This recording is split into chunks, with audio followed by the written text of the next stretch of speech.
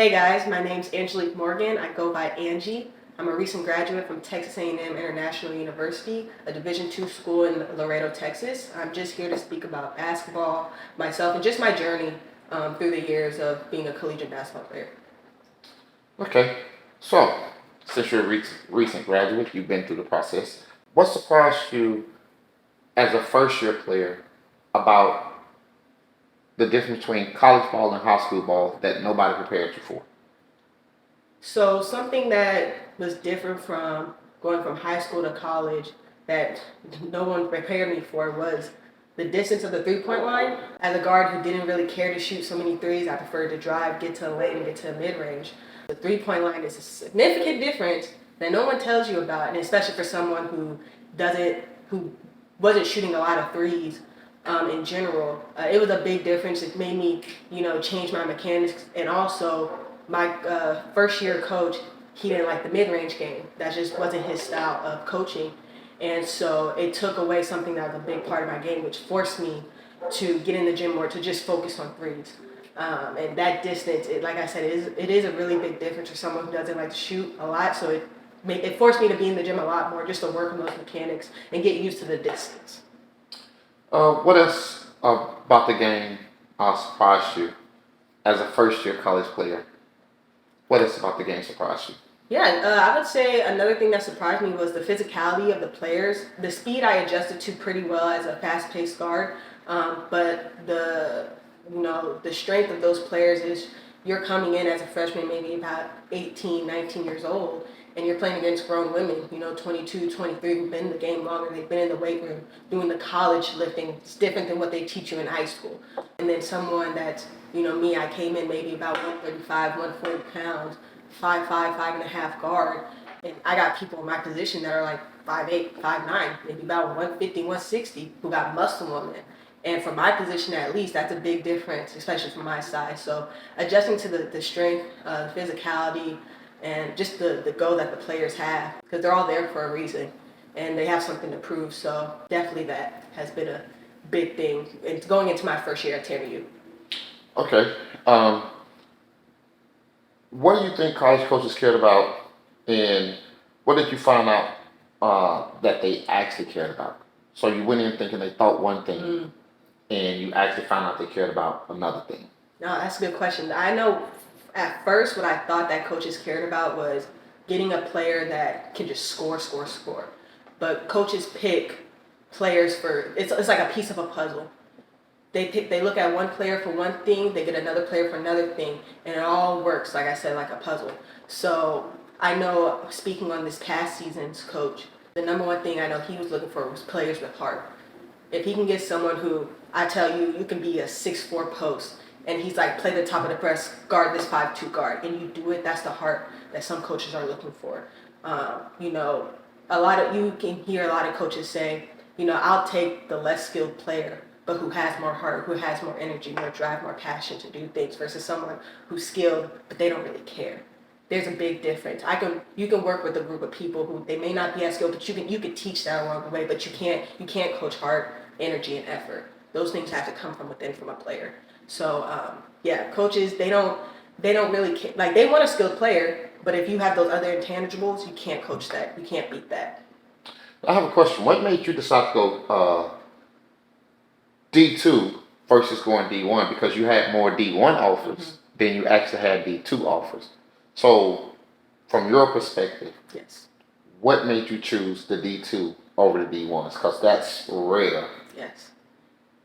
So, going into my junior year, I kind of already had some D1 offers, and the main things that I was looking for a school was, I looked at 4 categories: the academics, the social, the financial, and there's one more I can't think of it off the top of my head. But it was 4 categories that I thought of, and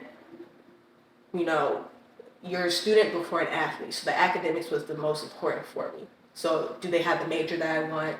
Do they have the classes that can set me up in the right direction for what I want to do?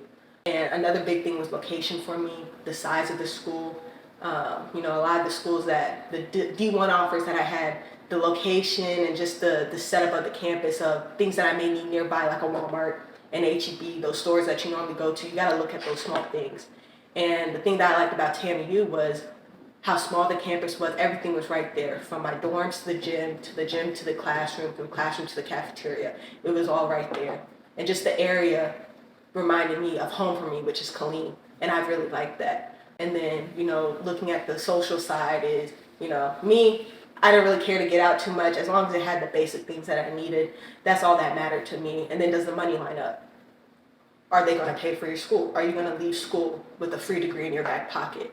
And if I could get to a school that checked off all those things and I'm going to walk away with a free degree, that's the school that I'm going to choose. And then on the basketball side, the athletic portion, that was the fourth piece, is am I going to develop there? Am I going to get what I want out of the basketball program? And am I going to have a coach that's going to be there to help me grow and develop? And I've had 3 different coaches that I believe that I've grown from under each coach in a different way that made me who I ended up being by the end of my 4 years. Okay. Got a harder question for you. All right. What habits from high school got exposed immediately when you stepped into the college program? Oh, immediately got exposed for me was my 3-point shot. Like I said, I'm a get to the rim mid-range game. I wasn't even always a mid-range game person. That developed, I would say, about my junior year, senior year of high school. But I've always just relied on my speed to get me places. And when you get to college, it's a lot of people who are as fast as you, if not faster. And so you have to add some other elements to your game, especially as a point guard. You always want to kind of be a 3-level scorer of being able to score at the basket, in the mid-range, and at the 3. And that, I would say, that definitely got exposed because, unfortunately, I was that player that people regard me at the logo, the LSC logo sign. I'm standing at the 3-point line, bringing the ball up the court, and they're already in the paint guarding me. And that definitely shook me to my core a little bit, but like I said, it got me to get in the gym because there's a big drastic difference from the threes that I shot my freshman year to the amount that I made my sophomore year, and just the confidence that I had. Someone swung me the ball, I'm shooting it. Make or miss, but there's confidence behind that ball. So that was one thing that I got exposed for that, I didn't take so serious. So really look into getting better during high school. That wasn't prepared for that first year, but that second year I came out swinging, having some confidence behind that ball, shooting it. What separates the players who come in last from the ones who come in first and then who disappear after the first year of college? So the difference between the ones that come in last versus first is the ones who get in the gym and do the little things and do the extra things, but they don't expect any rewards or anything behind it, or a pat in the back for, oh, like, good job, you got in the gym extra. You should want to go to the gym extra on your own behind closed doors because you want to get better. You're doing it for yourself. You're not doing it for other people. And those who end up leaving are those who don't buy into the culture and what the standards and the discipline that wants to be put within the program. I've had teammates that they just didn't buy into, the standards that the coaches in place and that the captains in place and that the team wanted. And those are the ones who, halfway through the season or, by the end of the year, they're looking for their next school because they just couldn't commit and buy into the culture and the little things that we had established. Parents think that their kids' talent will get them on the floor. Like, you've seen it at the AAU level, you've seen it at the high school level, but at the college level, is that a true statement or false statement? That is a complete false statement. Like I said, your talent will not get you on the floor. Skill will not completely get you on the floor. But if you play with heart, with energy and effort, that's what coaches will work with more than a skilled player. It takes 5 on the court. Well, it takes the whole team to win, but the 5 on the court to produce and to get things done. And if you can have those pieces work together and they're all putting in energy, all putting in effort as a collective, that's going to win you the game. Not, you can have one person that's less skilled, but they may bring something a little bit different than the next person. And that's what works. What's one thing that parents do that actually hurt their kids' chances? Even if they mean well by it, what is the one thing that they do that just like turns off the coaches, the team that you've seen in your experience? One thing that I think is the biggest thing that kind of ruin the chances or just the things for their kid playing is trying to be too involved in what the coach is doing and trying to do the coach's job.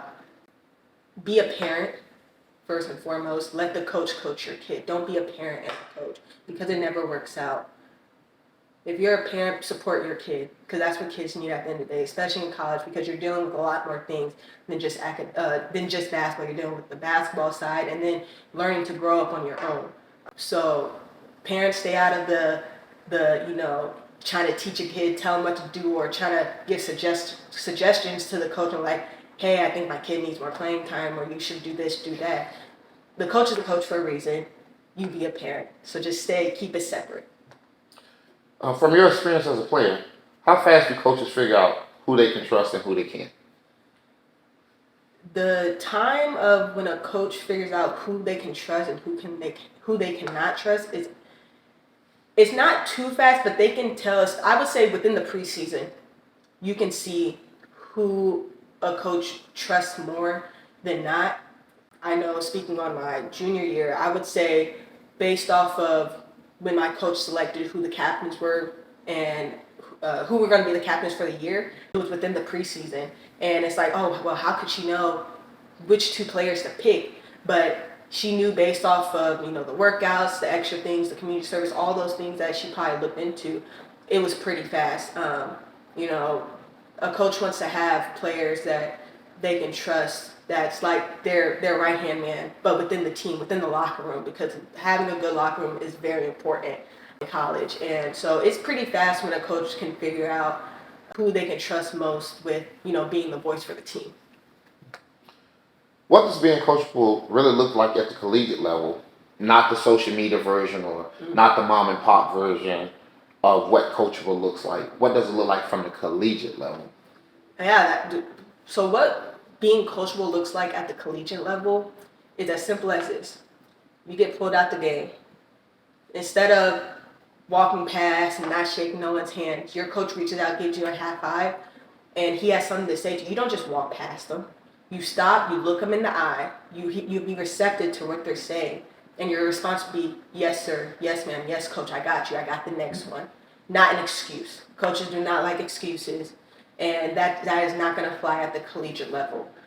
I would say being coachable is being able to listen, be receptive of what someone's saying, and having a positive response. Having I got it, next one, I got you, yes, sir, yes, ma'am. And just no attitude, body language. Having bad body language, that's not going to get you nowhere. But having good body language, positive attitude, and a positive response, that's what being coachable looks like at the collegiate level. It's funny you mentioned body language because I want everyone that's watching to understand how important body language really is on any level, but especially during the recruiting process in the collegiate level, because I've never seen a game where players on the bench are just slumped or just zoned out. So please explain. Yeah. So body language is not really harped on as much in high school, but when you get to college, it is a very big thing because coaches look at that even from your recruiting. When you have college coaches coming to watch your game, they're not only looking about what you do on the court, they're looking at your attitude on the bench. If you're getting up, cheering for your teammates, giving them high fives, your movements, your reactions, and all that on the bench, that's as equally important as what you're doing on the court. So once you get to college, if you're having bad body language and bad attitudes and all that, it's as simple as you can get out my gym. That's what a coach is going to do, basically. They're just going to kick you out because they don't want you being the bad apple, the bad seed, spoiling the rest of the team and ruining the practice. So they're just not going to deal with you and be like, get out, see you tomorrow, or don't come back. It's as simple as that because there's a next person ready to step up and take your spot, really. So bad body language gets you absolutely nowhere. And nobody wants that. It is like a cancer. It is very toxic, and it just spoils the environment having people who want to have bad body language. I've dealt with having teammates like that, and it is very draining. And at the end of the day, I know this past season, what did my coach do? He got rid of the bad apples, the bad seeds. and it made the whole team come a lot closer and be a lot better through that decision. So that bad body language is a no-go in college. It's not acceptable nor tolerated. What's something that players complain about that coaches just like they don't respect it at all? I would say there's probably a couple things I can name of. I would say the biggest one would probably be those who just complain of the practice hours and just the amount of time that they have practice. Like, I know for my coaches, as long as we get through everything on the practice plan, then we're done. Practice can be 4 hours, 2 hours, 1.5, but it all depends on how fast you get through and you do the drills right.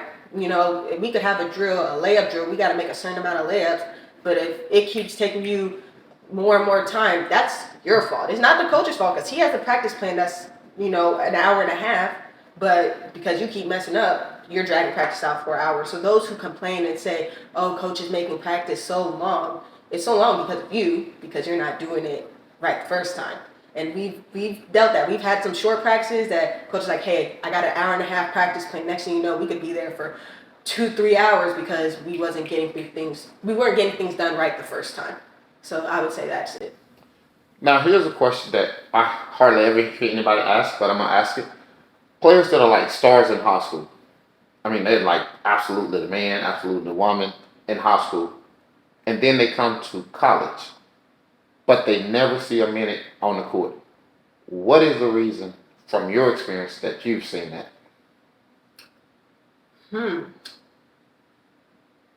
Maybe if they were a star in high school and they're expecting that same treatment in college, it's maybe their ego got to them and nobody humbled them and put them in their place, saying you're not probably as good as you think, or you don't fit what we're trying to do here. I've had teammates who were stars in high school, did their thing, and they try to come to, you know, TAMU and do the same thing, but they're not fitting the style and the pieces that we need to win. They want to try to win on their own, and there's no I in team. You know, it's a team. We do it together. So I would say they never got their ego checked. So basically, adaptability. Like, they were good for that school system, Yes. but they couldn't adapt to the college level, or IQ wasn't as high as it appeared to be from high school to college. Yeah, and also probably because they probably didn't have no competition in high school, and when you come to college, everyone can play. And So everyone's all district, everyone's something. Yeah. Everyone was a star at their school at some point, and especially in my conference, the Lone Star Conference, which is one of the top Division II conferences in the world, anyone can win on any given night. So you have to be adaptable and when you come in, you have to play your role and fit in the piece of the puzzle that the coach is trying to do to win. So failing to be a willing role player Yes. will get you a lot of bench time, Yes. and sometimes you're not even going to suit up. Yes. Is that what you're saying? Yes, and I was just thinking about this last night. Is I think a lot of people are steering away from wanting to play a role these days. You know, not everyone has to be a star player. You look at some of these, like recently UCLA women's basketball, who just won the championship. You know, not everyone. Yeah, you have your main star players, the Lauren Beggs, Kiki Rice, but then you have those players who they do their role well, and they are the ones who are on the back burner that actually help the team succeed in all their success. So I think a lot of players are going away from what is my role, knowing what their role is and knowing how to do their role to the best of their ability. That's something that's kind of being like forgotten. Okay, you've graduated from college.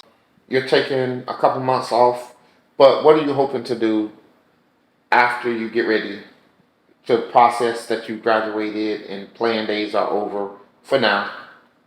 What's next for you? So my goal, once I entered college, and I knew it the moment I entered, was I wanted to coach at the next level. I knew whatever I was going to do, basketball was going to be a part of my career in some way.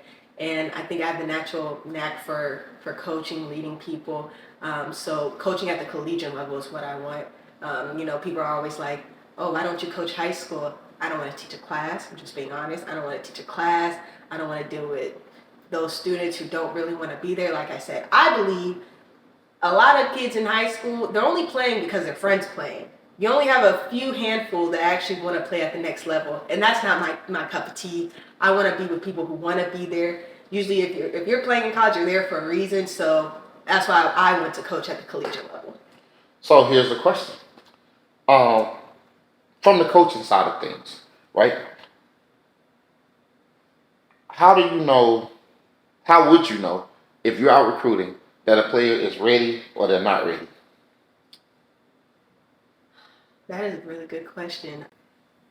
I would say to tell if a player is ready or not is that first time that you meet them, if they're really engaged with you.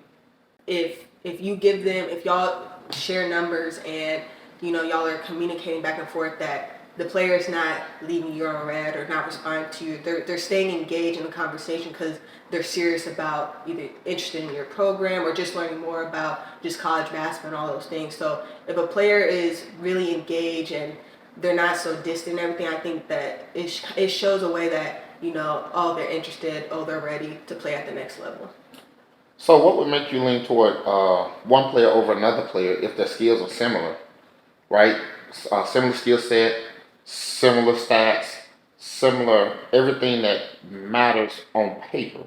What would make you lean toward one player over another? if if the skills, the stats, and all that stuff is similar, now you got to look at the personality, the character traits.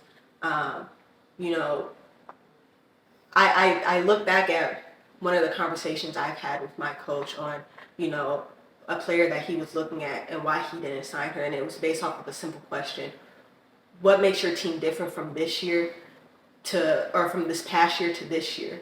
And if they answer, oh, because they have me, that says a lot how they're kind of conceited and they're not kind of a team player. So it's something as simple as that you can kind of pick up on to see if that individual is all about themselves or if they're about something bigger. What do you think parents have completely wrong about the recruiting process? Ooh, what I would say something parents would have wrong is that all like every coach is going to be looking at their kid, or every school should be looking at their kid because their kid's the best. You have to realize that coaches are looking for something specific. They're looking for something very particular for their team, and it may not be your kid, but you have to put in the work. Like, coaches aren't just going to reach out to you, you have to reach out to them, and you may not get a response, but that's okay. That's why you keep trying, you keep going until one lands, and multiple may land, and then you do your process of narrowing down your options. But you have to make the first initial move of reaching out to coaches. They're not just going to come to you most of the time. Speaking of which, how much has social media actually affected the game, and what are players doing wrong with social media? Social media, something I don't really care for as much, but it can be a good thing and it can be a bad thing. Um, it's a great way to, one, if you want to look up workouts, look at coaches talking, hear their talking points. That's the good thing. The bad thing is it's a lot of false narratives and perspectives on social media of like, oh, this is what college is really like, or this is what basketball is really like. And so kids are getting this idea of, oh, this is what playing at the next level looks like, because people kind of glorify it, but that's not really how it is in all situations. So sometimes kids get this picture in their head of what college is, but that's not really the case. Okay. Uh, what reasons do players get cut from a team that people rarely talk about? Well, you have, the most normal reasons that people get cut is academics, or not showing up to class. That's on the academic side. Like I said, more recent for reasons why, you know, I've had teammates get kicked off was just being cancers to the team, being bad apples, spoiling the locker room environment, the practice environment, bringing that same negative energy into the games. And it speaks back to bad body language that coaches pick up on. And if you have a teammate telling you fix your body language, and you continue not to fix it, and then it has to go to coach, because coaches want players to fix things first before you have to go to them. And if you're not making no changes from you've got another teammate telling you something to correct, and now it has to go to the coach, then they're just not going to deal with it, and they're going to let you go, because at the end of the day, coaches want to win, your teammates want to win, but you want to do it in a fun manner. So just being a bad seed can get you let go real quick. So what does a low maintenance player look like to you? A low maintenance player looks like me, to be honest. Very, I handle everything on my own for the most part. Someone who goes in, they show up to practice every day. They put in the extra work, taking care of their body, doing what they need to do. But then they're showing up every day, ready to get better in the games, in practice, going in for extra film, having those conversations with your coach, but not being a problem. You never want to be a problem for your coach. So just having that routine of showing up every day, I think that's what makes a low maintenance player. Someone who the coach doesn't have to worry about you. They're not like, oh, what is so and so doing today? Or, oh, we need to check to see if they're even in class. Like if your coach has trust with you, that makes you a low maintenance player, in my opinion.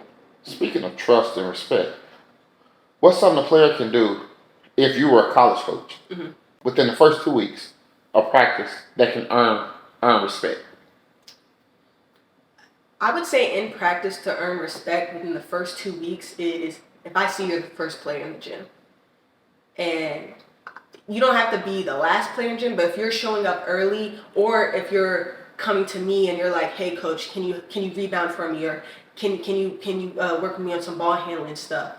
Seeing that you want to get in some extra work, that would definitely grab my attention as a coach. Like, oh, they're willing to put in a little bit extra work before practice, or even if it's not before practice, it's after, or even if it's not on the court, they want to be like, oh, hey coach, can you go watch some extra film? Just those little things that would grab my attention as a coach and be like, oh, okay, like that player wants to do a little something. Now I have a kind of uncomfortable question. What happens if you get a recruit in? Well, you get a player in. Okay. And because you live in dorms and you live in close quarters, and they don't know how to maintain hygiene of their room or themselves, how would you as a coach deal with those issues? Well, as a coach, I would hope first that my players would handle it first. They would, because the players are closer to the players between themselves than the players are to the coach.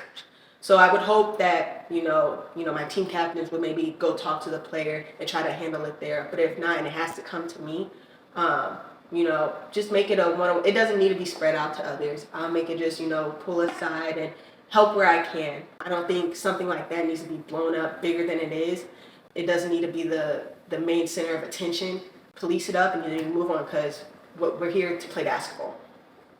What is the biggest difference between high school leadership and college leadership? Ooh, the big difference between high school and college leadership is your leaders in college will get on you, and they want to apologize for it because they're doing it out of good intentions. I would say high school leadership, it's a little on the softer side, and you don't have people really like digging in you, trying to pull the best out of you, versus in college. Like I know my first year, shout out to Ray Brown, she was my team captain. I love that girl. She was probably one of the best leaders that I've had, and I really admired the way that she led the team.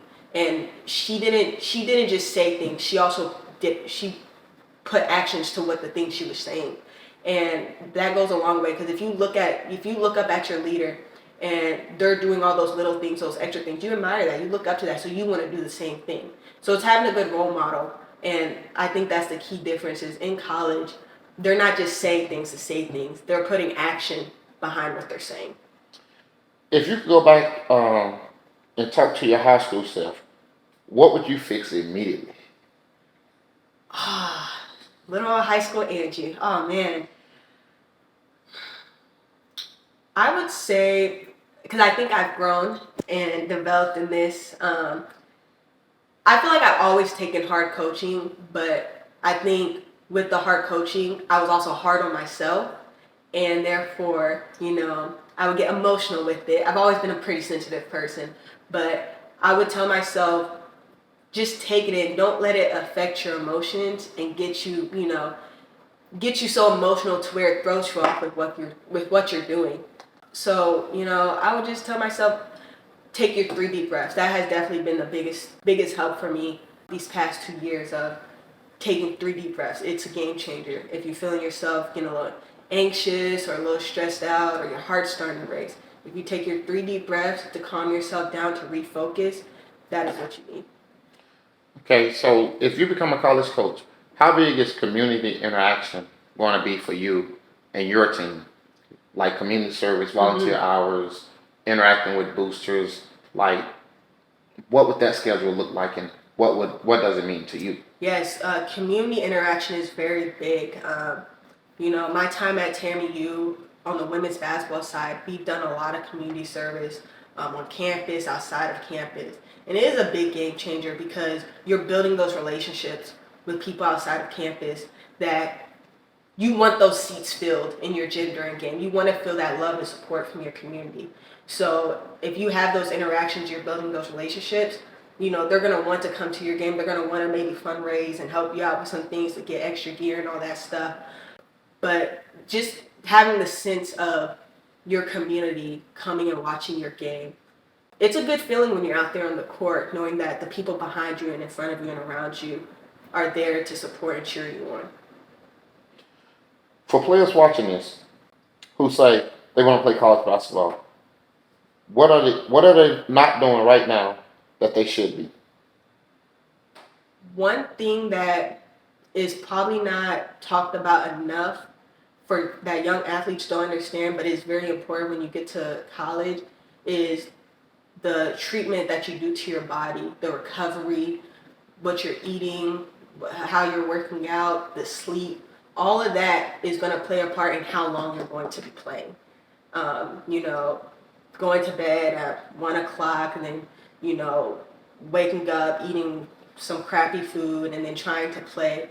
That's not gonna last you, that's not gonna let you play your best game of basketball once you get to college, because it's taxing. Once season starts in the preseason, it is nonstop till the end of the year, going into the postseason. And the basketball season is very long, so just the way you take care of your body, stretching at least 2 times a day, morning and night, goes a super long way, and just keeping your body right to be able to take on what the season brings, because it's long and it's hard and it's very taxing. Okay. As a coach, how would you handle the travel portion of the season, like the mental, the academics, the stress levels? How would you handle that as a coach, or help manage it? Yeah, so as a coach, I would take what I've learned as a player to implement what I would do as a coach. I know, having your study hall hours is very important. On those days that you come in from travel, having the team get together and do a stretch. Something as simple as that. So they're loose going into bed, because after a long plane ride, road trip, your body's tight. You got to get it loose. So just getting together, maybe having a team stretch, because not only is that team stretch good for your body, but you can also bond at the same time. Maybe we're getting a good dinner the night before a game, we had the game, and then right after the game, maybe we're stretching again together. Just those small things, that'll be good for the team. And also, I want to have those relationships with my players where they know that they can come and talk to me. So having one-on-one check-ins, because the mental side of a person is kind of lost while you're playing. I know that I had my moments where I wasn't mentally my best, and to have either a teammate or a coach be like, hey, how are you today, but actually wondering, like, how are you, and not just on the superficial level. That goes a long way, because like I said, the season's long. You're away from your family, your loved ones, and all you have is the people around you to lean on.